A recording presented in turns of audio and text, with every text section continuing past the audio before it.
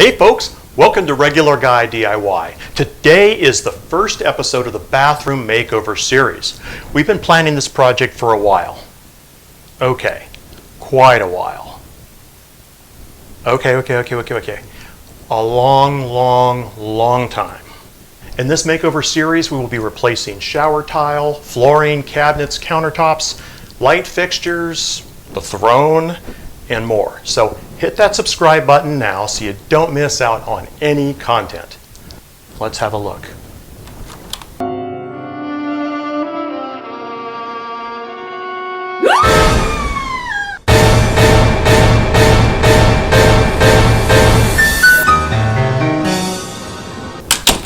I told you it was bad. If you haven't seen our psycho-themed teaser, check out the link at the end of this video.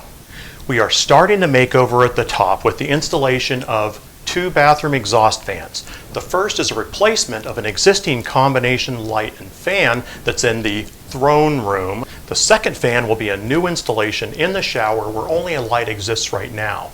That will involve the addition of a switch and extra wiring so that we can separate the control of the fan and the light. So, let's go!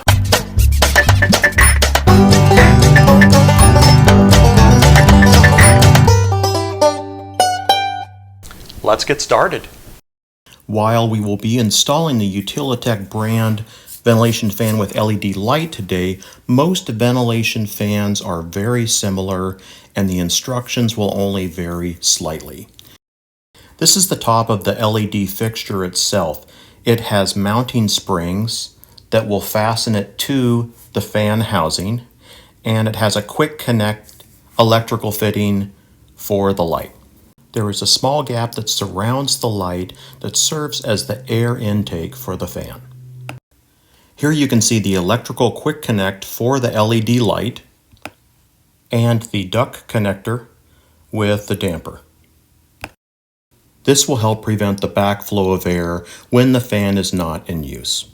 And to avoid electrical shock, no, not that kind, this kind, isolate power at your circuit breaker box. And wear some safety glasses to keep the dust out of your eyes. This assembly will vary depending on the type of fan that you have. If you have an existing light, be sure to remove that first. Then the fan cover will usually be removed with either mounting springs or a screw fastener that attaches it to the fan housing. While this model of fan is intended to be able to be installed without attic access, removing the old fan wasn't that easy. So as you can see, I just pushed the old fan out of the way with the intention of going up into the attic and then connecting the new fan. With the new fan, remove the 3 screws that hold the motor assembly in place, remove the fan motor assembly from the fan housing, and then unplug the fan power connection. Remove the wiring box cover. Then I sorted out the electrical wires to see what was going where. Then, using a flat tip screwdriver, I removed the wiring knockout. Now let's get that fan housing installed. Using a couple of nails, I attached the fan housing to an existing rafter, and then I reinstalled the fan motor and the 3 screws that hold it in place. Now on the LED cover, pinch the mounting springs on the grill and insert them into the rectangular slots inside the fan housing. Plug in the LED light connection, and then push the grill up toward the ceiling. As you can see, I was left with a small gap on one side that I can fix later. Hey folks, welcome to my attic. Well, it took me a little bit of effort to get through all those rafters, ensuring that I step on a cross beam and not through the ceiling. Why am I wearing a mask, you may ask? Well, there is a lot of dust in the attic. In our particular area, we can sometimes have a problem with mice who leave droppings, and that dust gets into your lungs, and oh boy, it's rough. Anyway, so here we are. I'm going to flip this around in a limited space. You can see the new fan. Here are all of our wire connections. Here's the old one. I need to disconnect the vent and connect the new one, and so I'm going to get started with that. Here we go. Since the fan housing was sagging just a little, I attached 2 screws at the top, 1 on each side, and that fixed the problem. Now I could go on to installing the duct to the duct connector. Then secure the duct in place with duct tape. You can also use a clamp. Attach the duct connector to the fan housing, then the ventilation portion of this is complete.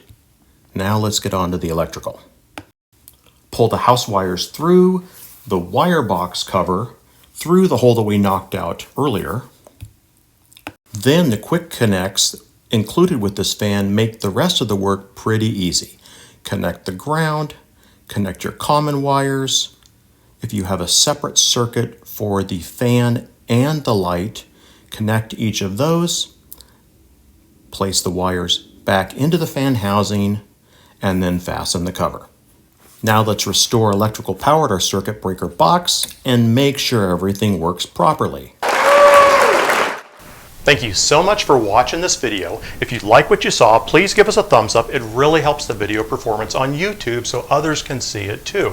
I'm going to give a fist bump to my subscribers. If you're not one, please consider mashing that subscribe button now and ring the bell so you get notifications as soon as new content drops. Thanks again for watching Regular Guy DIY. You got this.